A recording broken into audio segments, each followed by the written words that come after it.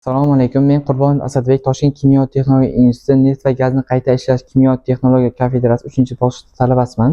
Bugungi mavzuimiz neftni barqarorlashtirish qurilmasi haqida tanishib chiqamiz. Birinchi, xom neft nasoslar yordamida issiqlik almashtirishga haydaladi va bu qizdirish orqali kirib keladi va 60 gradus haroratda birinchi barqarorlashtirish kolonnaning yuqori likopchalarga uzatiladi.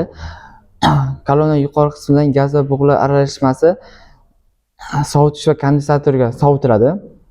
Kondensator bilan hosil bo'lgan gazlar aralashmasi gaz va suvga to'planadi va kondensatsiyalanmagan gazlar, quruq gazlar, metan, etan yuqori chiqib ketadi va 11 nasoslar orqali 17 issiqlik almashtirish orqali barqaror benzinga haydaladi. Bu jarayon 70 gradusda boradi.